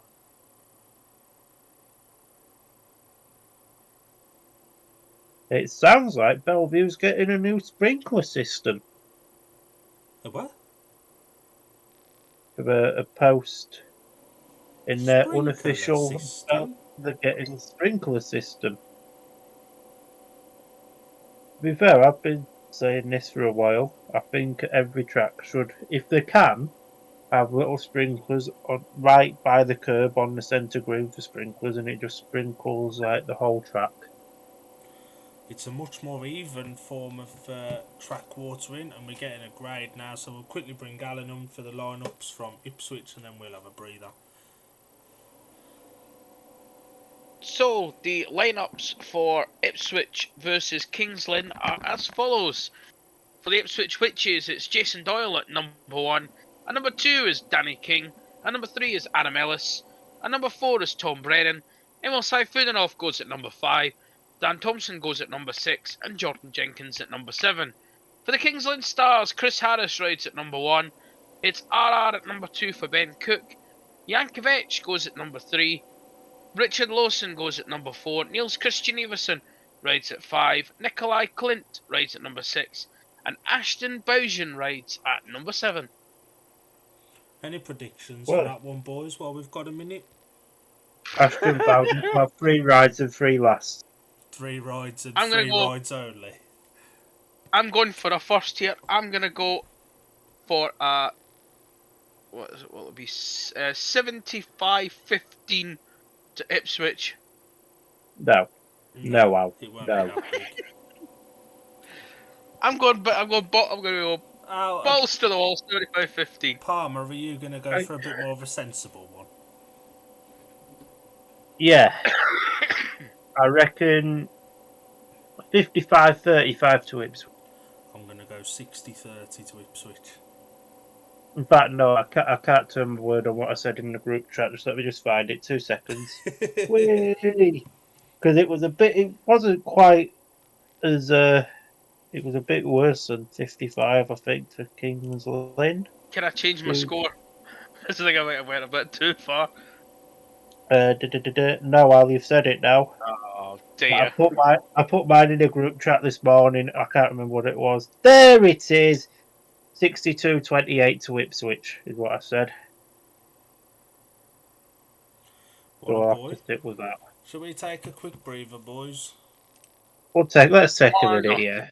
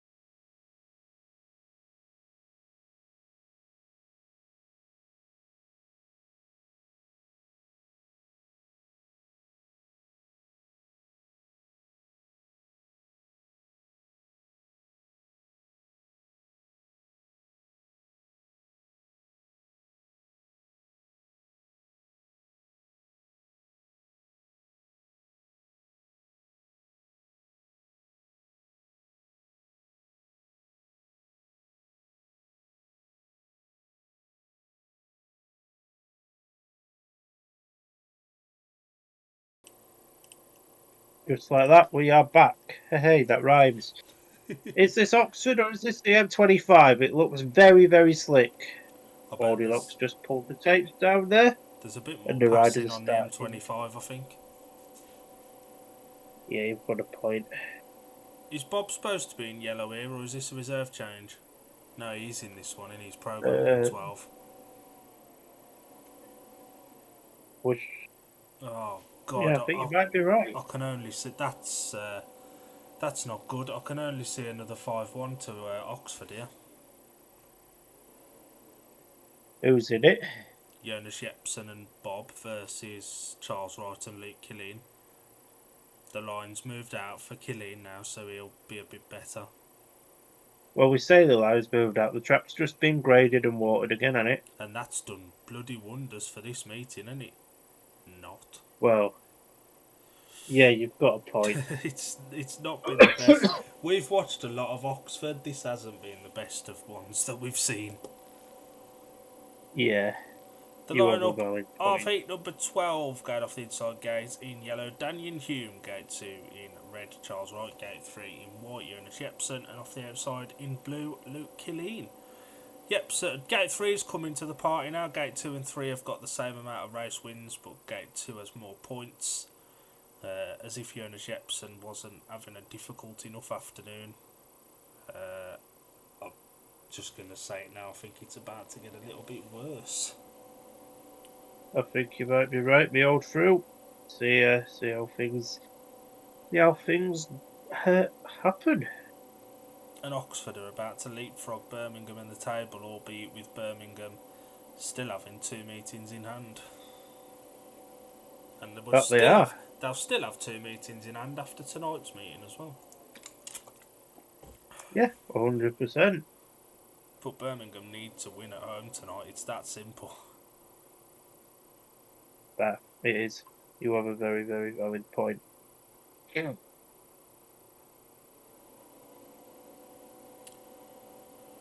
For the one last push then, Palmer, LFG. LFG indeed. Where's the Undertaker when you need him? Tapes rise then for heat number 12. Away we go. What the bloody hell was Jonas Jepsen doing there? But Bob and Jonas Jepsen in the second and third positions. Luke Killeen looking to go round the outside of the Birmingham boys here. Has it worked out for him? Not quite. He's got round Bob. Justice for Bob. Having a long gap between races is not really doing himself any harm here, although he could be beating Luke Killeen. Wright is out there in front. He could go get an hot dog. Bob's tried to take out Luke Killeen. Luke Killeen's about to try and do the same, just like that. Come on, Bob. And Hume now coming round the outside there of Luke Killeen. This is a brilliant race, this, for third and fourth. And Luke Killeen there just locked up a little bit. And that's given Daniel Hume, to those that don't know, a little bit more breathing space in the third place position. That was a cracking ride there from Daniel Hume and Luke Killeen as they seal a 3-3, which isn't as bad as what Mr. Dill over here imagined. That was a really good battle between Hume and Killeen there. Hume showing a lot of commitment to stick it round the outside, especially of Killeen, who has one of those really ugly looking styles to look at, that leg trailing, never in control kind of style. Never mind an ugly style, Luke Killeen is bloody ugly. Dan Palmer, the Jesus himself's opinions, Yeah. not the opinions of Shoot Some Shale. The result The of beautician of British people. was a win for the rider in red, Charles Wright. Second in white, Jonas Jepsen, and third, a battling ride in yellow for Daniel Hume. Points divided progressively now: 40 to Oxford, 32 to Birmingham, with a big heat 13 to come. And the Oxford boys both made the gate. Killeen made a stormer of a gate, and Jepsen sent him really wide. Bob come up the inside. We will refer to Hume as Bob because that's what he's known as a hero. Jepsen had a relatively uneventful race, as did Charles Wright, but the action was at the back, and it was good action as well, to be honest. It was, to be fair. That was probably... I can't remember which race it was, though, but that was a better race than the race that I called earlier as race of the day so far. Hume screwed it on round the outside there, and fair play to them both. Killeen left a bit of room. Hume had his balls out for that one and rode a really good line. Killeen got himself stuck in that place we like to call no man's land. Heat 13 going off the inside gate in red, Matt Sayanovsky. Gate 2 in white, Spires Mushlek. Gate 3 in blue is Rowan Tungate. And off the outside in yellow, Michael Jepsen Jensen. Mushlek unbeaten after his first ride. In the subsequent races, he's got paid 9 from a possible 9. Ended Rowan Tungate's maximum last time out. Janowski on 6 and 2, but does carry a warning. And just the 1 point drop for Michael Jepsen Jensen, which was against Rowan Tungate in Heat 4. That it is. Good luck in Heat 13, this. Is Big Heat 13 coming up. Very international, flary Heat 13. 2 Poles, a Dane, and an Aussie. That it is. Alan's called you Dan Oh One. my God. What? So I've just had an update for Ipswich. Strawberry Jam won Heat 1. Jesus. How shit must Jason Doyle be? And we will bring Alan in for an update for that between Heats 14 and 15, but obviously we won't be able to stick with that meeting because we're all going to go and get some food, catch a breather, and ready for 7:15.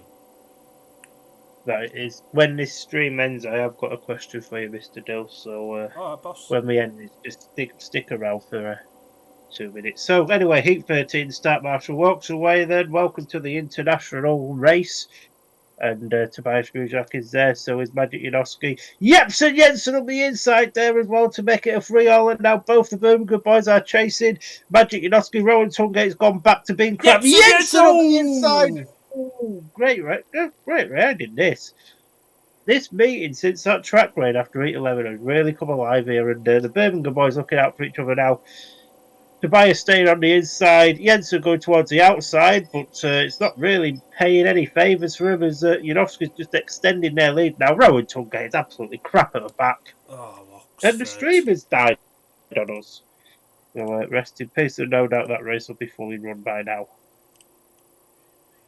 Not quite, but it was a 3-3, I do believe. That was Oxford's side as well. Nah, It's died. an Oxford. For fuck's sake. Oxford TV's not doing us a solid today. What are we paying $13.99 for the stream to just die? Try a different connection. This is a test This is connect. test. They're very enthralling, Oxford. Get it right. And another one.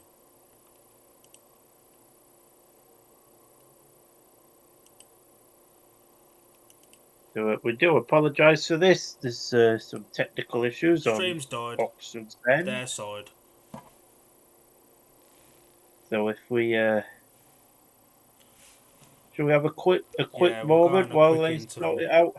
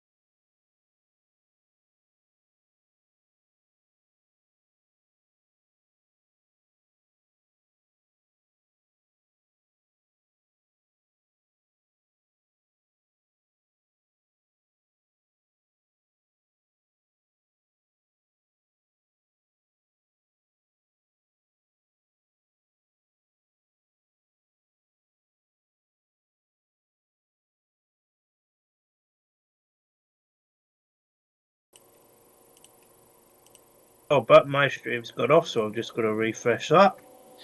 Yeah, refresh the screen share. Technology is great, isn't it? So the screen share's thinking about it. We don't know who was second and third, then we'll try and get that after. But line up Keenan Rue, Craig Cook, Jason Edwards, Peter Kildemand. Stream failed to start. Is it not working? Not for me, I've just got blue dots going round and then it says stream failed to start. This stream has ended. Yeah, I'll refresh it. Yeah, lad. Oxford TV throwing everything into disarray. Right, we'll try again. There we go, it's working now. Peter Kilderman Don't know fell, what or just that was. Peter Kilderman's gave up? Oh, Christ, Craig Cook is making this look easy. Oh, my God. And with one lap left to go of heat number 14, we do apologise again. Technical issues from Oxford. Craig Cook's going to get his second race win of the meeting, and it's going to be another 3-3. Peter Kilderman, I'd say, is probably... Oh, for fuck's sake. It's died again, their side.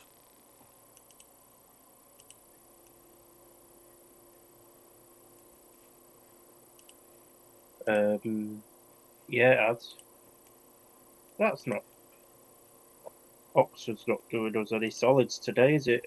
This is a test. No shit. The result of that one was a win for the rider in blue, Craig Cook. Second in white, Keenan Rue, and third in yellow, Jason Edwards. Peter Kilderman pulled up on the centre green. It's all going tits up Oxford side. Al, do you want to bring us an update from Ipswich while we've got a moment? Kilderman fell according to BSN. Yep, I can do. So 2 heats gone at Ipswich, and heat 1 was won by Jankovic of the Kingsland Stars, and heat 2 won by Nikolai Clint. And both heats were a 3-all, so the scores are 6 points apiece after 2 heats. Chris Harris was number 1 in the league. Yep. Sides 1 and 2. It's working again. Now let's see how long it decides to work for now. What's BSN saying was the result between the two Brummies in 13, Palmer? Epson Jensen second, Mutely at third. Well, the Brummies pairing writes itself, and I don't think it's going to be Paco Castagna and Jonas Jepsen somehow. For Oxford, I'd imagine it will be Janowski and maybe Rhys. Right, could be in with a shout. I'd say Tom Gates' last place in 13 probably puts him out of contention. Rhys looks like he's in a little bit of pain there. Rhys has got the blue helmet colour on, so I'd imagine he's going in 15 in blue. Magic will be in red. And it's got to be Michelek and Jensen, surely. Is your 2 screen share working, boys? So I've just rebooted it, but working again now. Sweet. Michelek's in white. No, Michelek's took white off. Michelek's in yellow. And I will give Michelek his due, because even when he was going badly, he never shied away from taking extra rides if he was asked to. That's what a proper captain does. Like, it's not going well, but he's you know, if he's on a guarantee, I don't know if he is. If he is, he could easily say, I'll do 4 rides a meeting and I'll take the same amount, but he's not. He's, you know, some meetings he's taking 5 or 6 rides and he's happy to do that. Michael Jepsen Jensen's in white.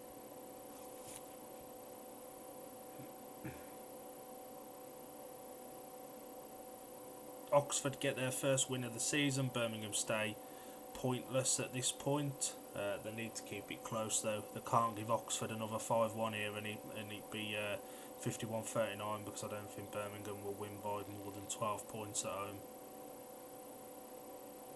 Oh, is that wrist in red? That's wrist in red. I've messed my handmade programme up. And God's sake, Eric. is Charles Wright in blue maybe, or is it Magic? me see if this tells me anything. Magic's notifying the black book.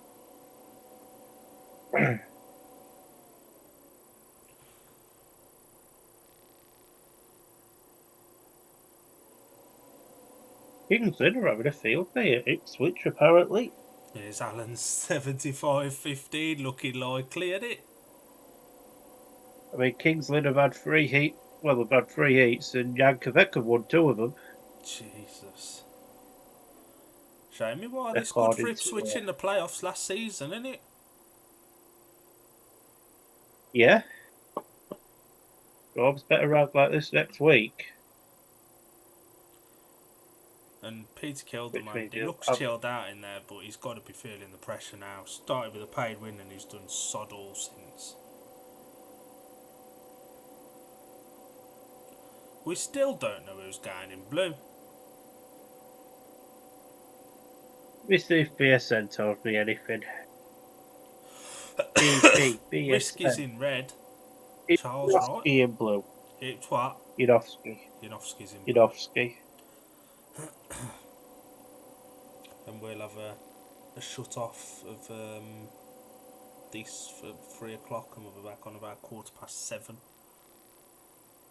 That we will. Hope you can join us for that one.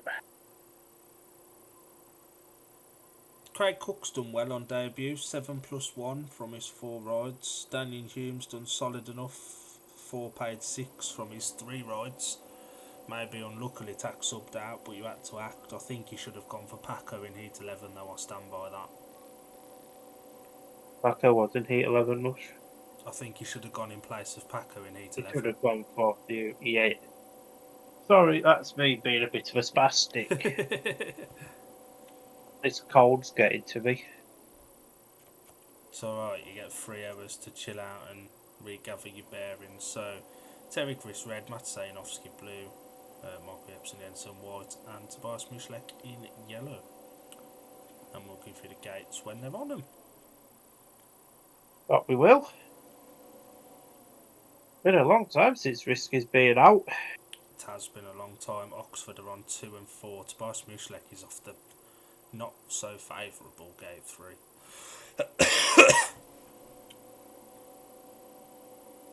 And Janowski's still got a warning, so if he does get a little bit twitchy here, We may be saying bye-bye.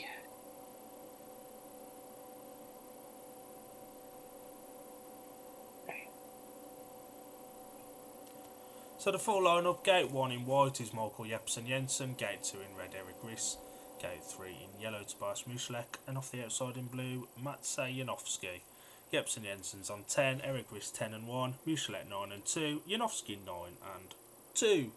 We'll run through the scorers after this one. Alan will kick off the next stream with the result from Ipswich, which it'll be at that point. And there will be updates from Sheffield and Belle Vue, which starts an hour earlier than our evening meeting. But there will be updates through that, and a couple probably as well from the National League meeting between the Steelers and the Colts. Up the Steelers. It's been better since the track grade, but overall it's not been the most entertaining of meetings. But as you say, it is difficult to prepare an afternoon track. The last bank holiday Monday meeting here wasn't great either, was it? Why is this stream started going in slow motion? Weather is Stream paused. I've refreshed it, so it should be alright. What a boy. It had started going in slow-mo. Another thing of Oxford's side. They don't pause it like this on Wednesday. Oxford have had a bit of a mare today, haven't they? Dream team and the team. Yeah, it's hopefully Birmingham will be a bit better later on. It's unusual because Oxford streams are usually okay. We're usually one of the better streams. Berwick had another nightmare with theirs the other night. They should just give up at this point, I think. Berwick streams again, they're normally alright. They've had a couple, 2 weeks in a row they've had a mare and had to stop their stream partway through. The first one that they had this season worked absolutely fine for me. if I remember. Sun's coming out. Stop the world. Not at Just Oxford, in in time. Tipton. The sun's starting to come out at Oxford just to dry the track out while these four go around it for one final time. The tapes rise for 8.15. It's a decent start there for Michael Jepsen Jensen in the white helmet colour. Tobias Bujelak looking to come up underneath both the Oxford boys, but it's not quite worked out. So we're 3-3 as it stands at the current point in time. Jepsen Jensen has a big lead, but he's No, been he chased does all the way not. from Oh, God. Magic Janowski in blue here. And it's going to be a big chase now as Eric Riss looks to come up the inside of his own teammate. It's not quite worked out. This track is drier than Wow. something that's normally very dry. That's up to your interpretation. But Michael Jepsen Jensen's riding a stunning ride out here, or as Alan likes to call Billy Janeiro, it's a sensation. As we come into the last lap then of this first meeting of ours of the day, and it looks like it's going to be a share of the spoils as Michael Jepsen Jensen takes his third win of the afternoon. Oxford have an 8-point lead to defend later this evening.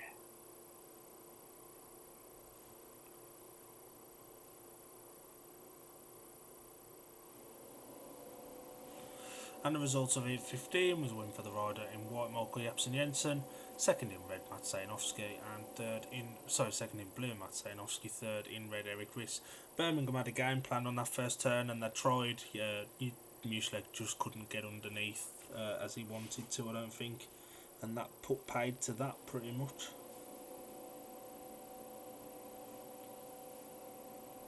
Just working out the individual scores and then I'll give you them.